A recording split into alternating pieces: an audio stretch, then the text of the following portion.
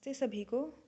तो ये शेड्यूल मैंने बनाया है जो अभी बिगनर्स हैं बैंक एग्ज़ाम में उनके लिए। और बिगनर्स का जो फोकस होना चाहिए सबसे पहले तो इसमें होना चाहिए कि उन्हें पूरा का पूरा जो सिलेबस है उसको कवर करना है। ठीक है, तो इस पे सबसे नंबर 1 जो है उस पे फोकस करना चाहिए।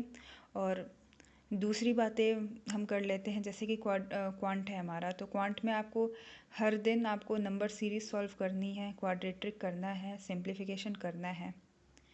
इसकी सबसे ज़्यादा इम्पोर्टेंस होती है हमारी क्लर्क के एग्ज़ाम में। और हमारे जो प्री लेवल का जो एग्ज़ाम होता है उसमें ये बहुत ही इंपॉर्टेंट होते हैं, और अगर आप इनमें लैग करते हैं तो आप बहुत ही ज़्यादा पीछे हो जाएंगे कंपटीशन में। फिर मैंने आज आप कर सकते हैं टेबल्स एंड कैलकुलेशन की भी प्रैक्टिस। इसको भी करना ज़रूरी है रेगुलर बेसिस पे, क्योंकि टेबल्स आप जितना करेंगे, आप जितना फ्लुएंट होंगे, आपकी कैलकुलेशन उतनी अच्छी होगी। और कैलकुलेशन की प्रैक्टिस तो आपको करनी ही जब तक आपको नहीं लगता है कि हाँ अभी काफ़ी हो चुका है, मैं अब इसको छोड़ सकता हूँ, तब तक आप कैलकुलेशन की प्रैक्टिस करते रहिए। और अभी आप बिल्कुल बिगनर हैं तो आप 2 प्री लेवल की डीआई सॉल्व कर सकते हैं, नहीं तो आप एक प्री लेवल की डीआई से भी शुरू कर सकते हैं अगर अभी आपको वक्त लगता है तो। और अर्थमेटिक को नहीं छोड़ना है, अर्थमेटिक को साथ में लेकर चलना है अपने, क्योंकि अर्थमेटिक जो है क्लैरिकल में भी बहुत इंपॉर्टेंट होता है और बैंक पीओ में भी इंपॉर्टेंट होता है। आप 100% इनमें अच्छे ना बन पाए तो आपको नॉलेज तो होनी चाहिए, इसकी सॉल्व कर सके बेसिक क्वेश्चन इतना होना चाहिए। तो अर्थमेटिक में आज आप प्रॉफिट एंड लॉस का लेसन ले सकते हैं, या आप यूट्यूब पे अगर आप फ्री कंटेंट चाहते हैं तो आपको यूट्यूब पे मिल जाएगा अमर सर का, तो वहाँ से लेसन ले लीजिए।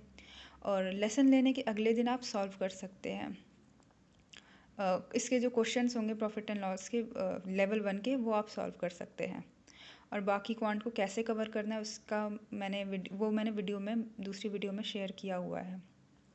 सेकंड आता है हमारा रीजनिंग।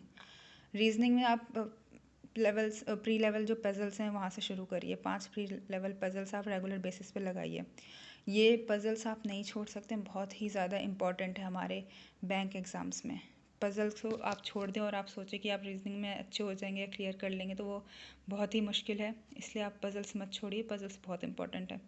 तो और जितनी आप पजल्स की प्रैक्टिस करते रहेंगे, आपका ब्रेन उतना ही ईज़िली पजल्स को करने लग जाएगा और समझने लग जाएगा। तो शुरुआत में ज़रूर दिक्कत आएगी, तो 2 या 3 से भी आप शुरू कर सकते हैं अपने लेवल के हिसाब से, लेकिन 5 आपका टारगेट होना चाहिए कि 5 प्री लेवल पजल्स आप रेगुलर बेसिस पे लगाएं। ठीक है, और उसके बाद हमारा आ जाता है कि हमें सिलेबस कवर करना है। तो जो हमारे सिलॉक्स हैं, कोडिंग डिकोडिंग हैं, आप 10 सिलॉक्स सॉल्व कर सकते हैं या कोडिंग डिकोडिंग कर सकते हैं। तो इसमें आप चूज़ कर सकते हैं कि आपको आज कौन सा सॉल्व करना है, या कौन सा कवर करना है, कौन सा एरिया कवर करना है। तो आप शुरुआत में तो आपको सारा सिलेबस कवर करने पे फोकस करना है, तो आप रेगुलर इन चीज़ों की प्रैक्टिस करते रहें। हर दिन सारे एरियाज़ को या सारे टॉपिक्स को कवर करें, ये तो पॉसिबल नहीं हो पाएगा, तो आप चेंज करते रहें। जैसे आज सिलॉक्स कर लिया, अगले दिन कोडिंग डिकोडिंग, और अल्फ़ा न्यूमेरिक कर लिया, और उसके अगले दिन आपने रैंकिंग कर लिया और डायरेक्शन कर लिया। तो इस तरीके से आप अपना शेड्यूल बना सकते हैं। सेकंड हमारा आता है इंग्लिश।